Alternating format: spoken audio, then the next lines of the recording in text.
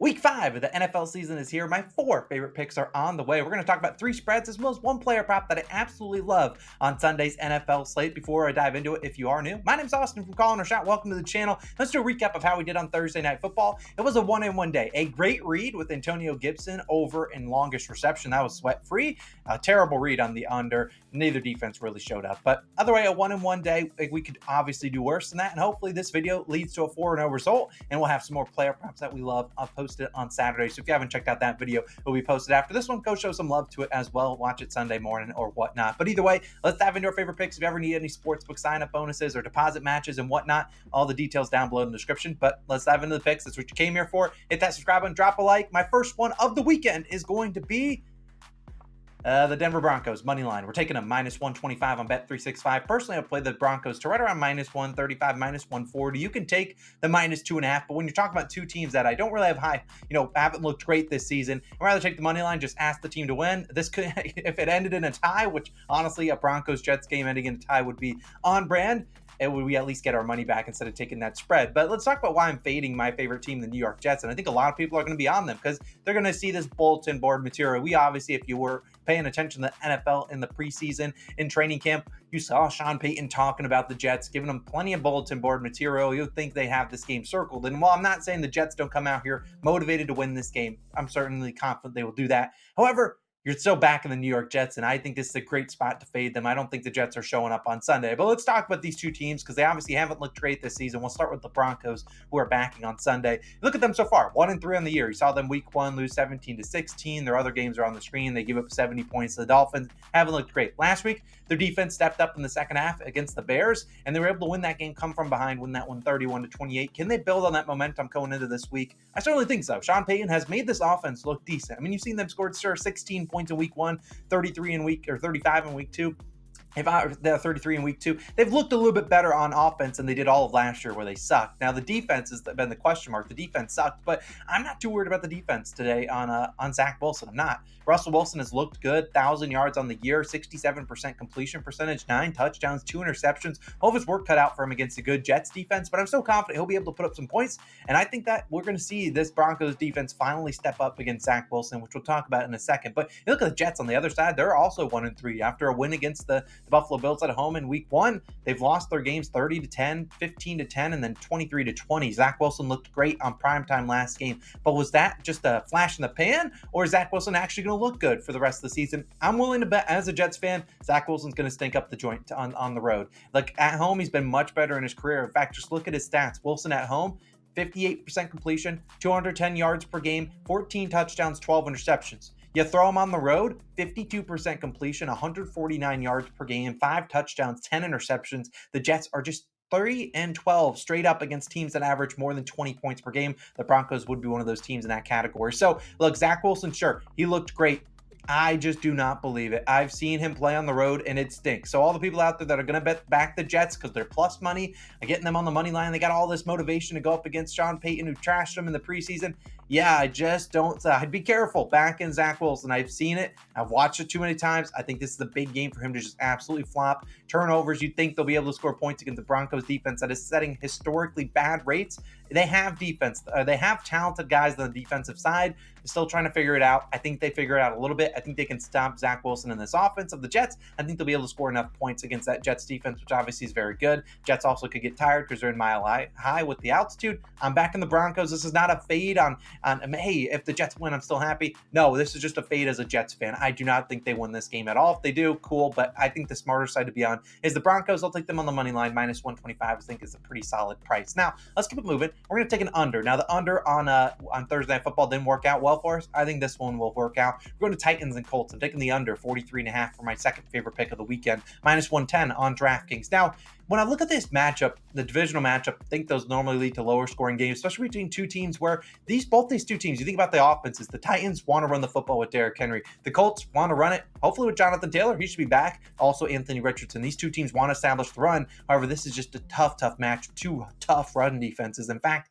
Titans, we've talked about them before, allowing 2.9 yards per carry, the lowest in the NFL. Colts not far behind them, 3.8 yards per carry, 10th lowest. So these are two defenses that stop the run, and they're going to force you in the second and long third and long, and that's not where either of these two offenses are going to thrive. We have not seen Anthony Richardson be the most consistent passer. We have not seen Ryan Tannehill string together two good games all year long. And you look at this season, the Titans have been just an up and down team. They've scored 15, 27, 3, and then 27 points. This team's all over the place. They haven't won back-to-back games this year. We've seen them have just terrible luck on third down. We've seen them go from 2 for 12 on third down one week, then they convert like 8 for 13. I think which they basically did last week. I think they're going back to not being able to convert on third down. Tannehill has been sacked 3 times or more in each game this season. We saw last year the matchups between these two teams, 24-17 and 19-10, both soaring under. And I think we get a similar recipe on Sunday. And sure, this offense for the Colts is much better than it was last year under Matt Ryan and whoever else they were trotting out there under QB. Anthony Richardson has given them some life on that offensive side. He's been able to make some plays with his feet.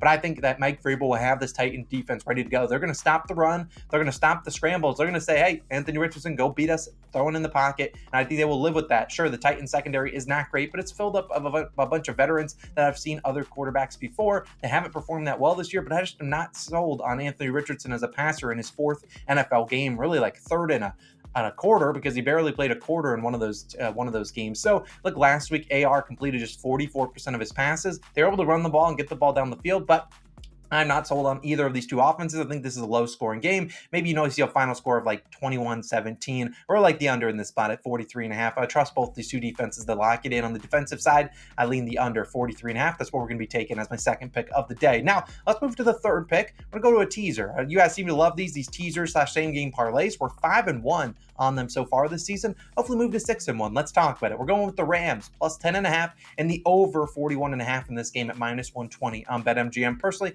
if you're on a different book than BetMGM, I'd probably play this right around -140, -145 might be the most juice I'd lay. If you want to move up the Rams, maybe you get them to plus 8.5, that's fine, or maybe the over to 43.5 to get a little bit less juice. Either way, if I had to bet a side in this game, I would bet the Rams plus the 4, and I would also take the over at 49. But this is an easier way to get both those two things down, and then maybe if it comes down to a hook, we're looking better than the regular over under or rather regular spread. But let's talk about this game because I think this is going to be a good one here. We look at the Rams and we look at the Eagles. I think this is a close game, and the Rams are hosting the Eagles. You look at the Eagles so far this year, they're 4-0. Been a lot of close games. I mean, you think about a 5-point win against the Patriots, 6 to the Vikings. They beat the Tampa Bay Buccaneers by 14. Then you look at that last week, went into overtime against the Commanders, just a 3-point win there. If you look at this exact teaser or same game parlay, you're 3-1 so far in Eagles games. Now on the other side, you got the Rams. They've looked better so far this season than obviously last year. They've won week 1 against the Seahawks 30-13, lost by 7 to the Niners, lost by 3 to the Bengals, and then won last week in that overtime victory versus the Colts by 6. This same teaser, 3-1 in their game. So look at this game. I think the Rams can keep this one, but within a touchdown. So if you want to go to plus 7.5, not too crazy there. But the Eagles defense just has not showed up as much as you saw last year. They're primarily their secondary. Darius Slay's not playing as well as he did last year, and all of his hands full with either Cooper Kupp probably returning back from injury, and then Puka Nacua has looked really, really good. So I think the Rams will be able to score enough points, and I don't really think the Rams defense is all that good. So I think we see a lot of points here. This is like the second highest over-under on the board at like 49.5 on some books. So I really do think we'll see a lot of points in this game. I think Matthew Stafford can lead the offense down and score some points, hopefully lead to touchdowns. Now that he has Cooper Kupp, his number one target in the red zone, and Puka Nacua finally got his first touchdown last week. He'll be able to be out there, and it's not just you can double Cooper Kupp and say, hey, someone else beat us. Puka's been able to show that he could beat those teams. He's been absolutely dominant through 4 weeks. I think he'll continue to be good. I think this is a field goal type game, maybe like a 27-24 type final score. I don't really care who wins. I'll take Rams plus 10.5 for safety. I think the Eagles maybe squeak this one out, but I really do like the Rams on the plus 10.5. If you want to take 4.5 just for a regular leg, I don't mind that, but I really think that the Eagles will have their hands full with Nacua and Kupp returning probably back from injury. Give me the Rams plus 10.5 and the alt over 41.5 points. I don't mind an alt under, but I'd rather not take an under with two offenses that really could explode on Sunday. Now, before I dive into my player prop for this video, which I really do like, I'm going to talk about two leans. These are leans. They aren't things that I'm necessarily betting, but they are things that did catch my eye, so you can do whatever you want with them. Just how I feel about two other games, not going to track them towards my record. Talk about Falcons money line and Vikings plus 4. These are two picks that just stuck out like a sore thumb. I mean, you had the Texans traveling to the Falcons. Falcons sucked last week. They've sucked over the past couple weeks.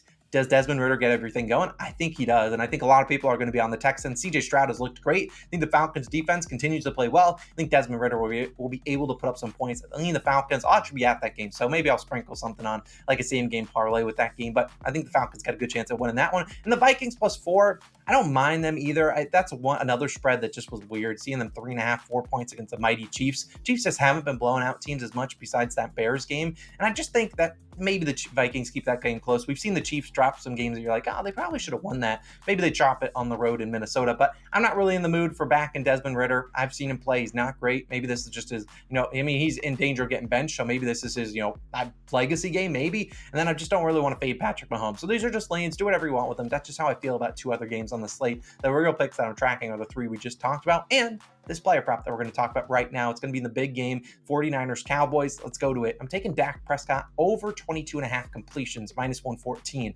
on FanDuel. Now, personally, if you can get this at 22.5, definitely lock it in there. If you do have to take it at 23.5, I still think Dak gets 25 plus completions in this game, but it is worth noting, his last 2 games against the 49ers, he has landed on 23 on the dot. So he has cashed this over, but right on the dot, these completion lines can be pretty sharp. So if you can get 22.5, definitely try to get it. Obviously, line chop. If you need to sign up for a new book, all the details down below. You get a bunch of different deposit matches, risk-free bets, stuff like that. Details are down below, but that's not what we're here. Let's talk about this one and why I think Dak Prescott can go over 23.5, can go over 22.5, and can crush this line. Now, look at so far through 4 weeks. We look at Prescott, 13, 31, 25, and 28 completions. So pretty good track record so far this season. In their 3 wins, the Cowboys outscored their opponent 108-13. So they've had some very non-competitive games. That first game with 13, that was against the Giants when they won 40-0. Now, I don't anticipate them beating the 49ers 40-0, and they probably do. Hopefully Dak gets 23 completions, but still at the end of the day, they're down, 3.5, 4-point underdogs in this run on the road. And I think they're going to lean on Dak Prescott to throw the football. We've talked about this before.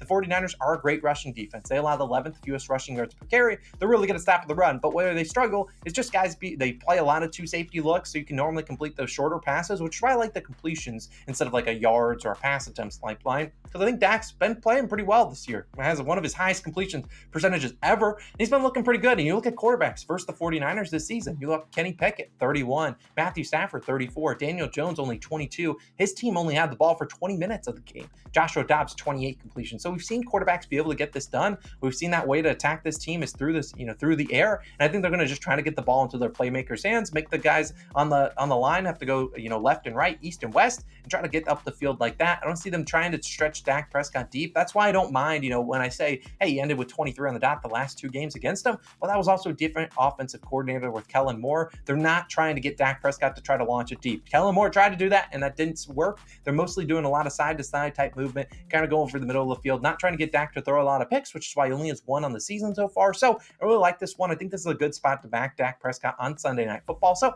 we will do just that. We'll take his over 22.5 pass completions. This is one of my favorite props of the week, but we'll have plenty of more props. That video will be live on Saturday around lunchtime, 1 p.m. Eastern. So definitely go check that video out when it is live. I'll link it up on the screen so you can go click on that one and get right over to it. We'll also have our parlay video. We'll have some college football videos as well popping up on the screen. Appreciate you guys all love and support. Let's have a dominant week 5. Let's carry that momentum of that player prop that we had on Thursday Night Football into this week. Let's hopefully have a great card in this one. We'll have some more props that we love. It's Austin. I'm signing out. I'll see you guys in the next one.